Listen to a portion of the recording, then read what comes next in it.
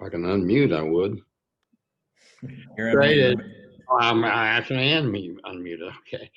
Trey, just say the offense apparently didn't fare as well today. Anything you can put your finger on as far as was it just the defense having a good day or the offense struggle? I think it was a little bit of both. We didn't play to our full potential today, but defense had a heck of a day today. They executed, and they just got after our tails today. Trey Biddy. Yeah, Trey, you had a catch towards the end, I guess, in your 2-minute stuff where you guys were just trying to put the game away. How long was that catch? Could you just kind of describe that play? And also, y'all didn't get down last week when y'all were running the same kind of stuff. I couldn't tell you how long the play was. It's just a simple little corner ball, and just got down and tried to ice the game. We just needed the first down to win, and I just made a play. It was a great ball Felipe threw, and the O-line protected it perfectly, and we just made a play. About 40 yards, Trey, if you're looking to put that in there.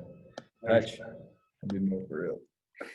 Trey, you mentioned Felipe threw that ball. What have been your impressions with him so far in camp, and how do you feel like that chemistry is going between you and him? It's always good to have a veteran on your team. He's been doing this for years in, year out, and just playing against the best competition in the country. So just having that guy that knows the ropes, and knows what people do and how to play against this competition is always needed. And just a big arm, smart guy, cerebral guy. He knows what he's doing, doesn't mess up that much that I've seen. Just big arm. He likes to push the ball down the field, and he can make plays with his legs too. Trey, I'm doing a big picture thing here. And since Sam got the job, 3 months later, COVID hits. You guys didn't have spring ball. It's been one thing after another that wasn't really in the script, so to speak. And then you get given Georgia and Florida as your two teams, which, the toughest you could have gotten. I'm just wondering what you've seen from him and how he's approached all these curveballs that have gotten thrown at him so far. He's approached these balls like a fearless leader, like I expected. He's a great guy, great man, first off. And he's just trying to make a name for himself and for this program. We've been down. He's like, and people love to kick people when they're down, so that's what happened. And he said, this is the best year, the best chance we have to go make a name for ourselves. We have some of the best competition in the country to play against. And if we beat them, then we're the man. We're standing on top of the hill. So, I love that approach. He approaches every day that we have to get better. The expectation is very high. And if we sink below that, then, it's not good. It's not good enough. We're trying to catch people and pass people every day. So that's what I love about him. Scotty. Hey, Trey, beyond the top three receivers, Sam said that he's liked what he's seen from Davion Warren and TJ Hammonds. What's your take been on those guys? And I guess just your overall thoughts on depth at your position. Davion and TJ, they've been playing so fast this whole camp. They're speedy guys. And just having that speed on the outside that can just take the top off the whole defense, and we can air it out too when we need a big play down the field, just to give somebody to go track the ball and get it. That brings a lot to the table. And guys, Kendall Catalan's been playing his tail off. Coach Gardner's been having a solid camp also. I think as a room, we're pretty deep. We can play. If somebody needs to come out of play, then somebody go get him and go make a play. And I think we have each other's backs, and our chemistry, it goes a long way. And we have, one of the best rooms, I think, in the country. Bob? Trey, you actually had a pretty good freshman year. Where do you think you've improved your game? What are your expectations from yourself for this season? I've just gotten to get back healthy. I think that was the biggest thing to focus on. Last year I was dealing with that hip injury, nagging the whole season. Now that that's finally good, I think I'm able to explode more and cut better, and just overall just taking my game to the next level. Still running the routes, but also moving faster than I was last season. And I expect that, I want to have 1,000 yards this season, and I want to win a lot of games as a unit. And I think we can win a lot of games, and we're going to throw the ball down the field, and we're going to score a lot of points. So, Nate? Trey, just how you, as far as the protection to throw down the field, you all feel confident in that? Yes, sir, we do. Our O-line is making bounds and leaps every week. We're getting better every practice, and I think we have, some of the best O-line coaches in the nation. As you can see, Coach Pittman and Coach Davis, they're getting our boys right, and I think we're going to be able to win with our front five. Trey Biddy. Yeah, Trey, you mentioned coming back from the hip and stuff, and you've always been a go up and get it guy. Jalen Catalon actually mentioned that he feels like you have taken things to a different level in terms of playing after the catch, making plays. Is that something you focused on in the offseason, or is that just a product of getting that hip back? I focused on it, but I was able to do that when I first got here. In spring game or whatever, you saw a little cut or whatever. But just focus on my change of direction, because that's what, my hip, that's what was hurting me the most, was not being able to move laterally. And I think now that getting that back right 100% helps me to move and make those cuts and make plays after the catch, instead of just, trying to run straight and hurting. And I think that was, I have focused on it over the offseason, just sand pit drills and cone drills and just trying to move and trying to get better at moving laterally. So. Hutch. Trey, that hip injury, I might be able to look it up, but when did that happen, and how long did it take you to get it fully healthy? When did you get to 100%? So it happened against Ole Miss.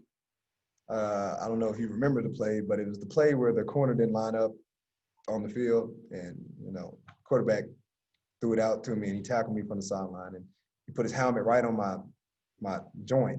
And since then, or it took me really the whole season. I was battling it the whole season, just because I was just taking shots on it week after week after week, and it wasn't getting fully healed. So I would say January was when I felt 100% just back on my hip. Tom. Last week on this Zoom call after the scrimmage, Sam said he didn't think you guys were in game shape yet, and talked about stamina. What have you seen this week, and what was that aspect of it like today? We definitely focused on our transitions. Coach Pittman's telling us that the transition is how we get our conditioning in. And so coming in and off the field is one of his points of emphasis, and he gets on our tail for not transitioning correctly. If we don't sprint off the field or sprint on the field to get to the ball, then it's not going to end well, because he doesn't want to run us after practice. So that's when he says we get our conditioning in. And just going tempo with Coach Browse helps us get in shape also. So I think from this week to last week, our transition has been much better, and it's been on par to what Coach Pittman likes to see. Scotty. Hey, Trey, you said TJ and Davion kind of give you guys some pretty good speed, but what about Kendall Catalon? What kind of things does he bring to the table, just seeing him each day? Hard worker. He's a grimy type guy. He'll go in and make a crack block, just do what anybody asks him to do, and he has great hands, and he knows how to get open, and he knows how to work the top of his routes. Same thing with Karch. Karch does a lot of great things. Tremendous hands. Some of the best hands I've ever seen, and just knows how to get open. And, they're smaller guys, so they can get in and out of cuts like with ease. And it's amazing to see that those are the guys that we have surrounding this room. All right, got time for a few more. Bob. Yeah, Trey, I guess you guys are about halfway through this kind of an unorthodox camp. It's 2 weeks till you hit Georgia week. Just kind of where are you guys at mentally and physically with everything, would you say? I feel like the team's morale is high. We just want to go play at the end of the day. Doesn't matter who it is. Next man up mentality. Somebody step up and make a play, and we're going to ride with that guy, whoever makes the play. And we're just trying to go win games at the end of the day. Russell.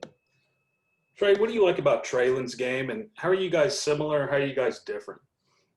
Traylon, my boy. His game, very physical. That's one thing that I like about him. He's just big body in the slot. It's a mismatch. You can't cover a guy that moves that fast and is that big. And just seeing the way and the improvements that he's made, just in and out of his cuts, breaking down, being able to get out of the top of his route is just amazing, being he's 230. And just watching him move and catch the ball and run after the catch and how fast he is, that's what he brings to the game. So I think we're alike in, route running type deals. He might be, a little faster. I mean, not too much. I mean, but yeah, just the way we catch, the way we run our routes, the way we like to use our bodies to get open. I think those are all similar. Different. His run after the catch is probably, it's ridiculous. I mean, you see what he does with the ball in his hands on punt return. So, I mean, he's just gifted in that aspect. I'm more of a head ball type guy in the red zone. He's more of a, get over type middle, catch the open ball, touchdown. So I think that's how we're different. But, I mean, that's what makes us our room elite, because we have so many guys that can do different things. All right, last one, Tom. Yeah, so you said that the defense basically won the day, or Sam said that to us. What was the reaction like on your side of the ball? How did y'all deal with that?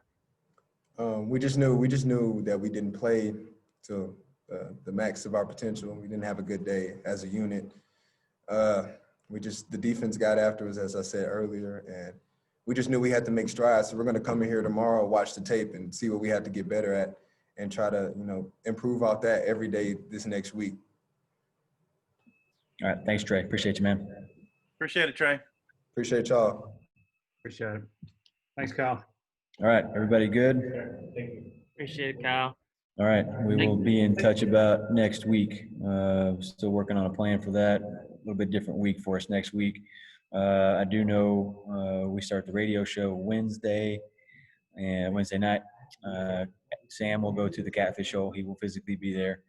And then next Friday, in lieu of the kickoff luncheon, we will do a kickoff Zoom. So we'll get you guys the link and info for all that. Will that kickoff Zoom be like an afternoon thing? So like earlier in the day? Noon, Hutch. Okay.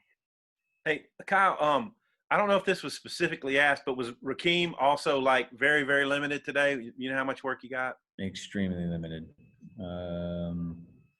Yeah, I don't know how much work you got. Not much. Okay. Same as last week. Yeah, very limited. Okay, thank you. All right. Everybody's good? Gonna enjoy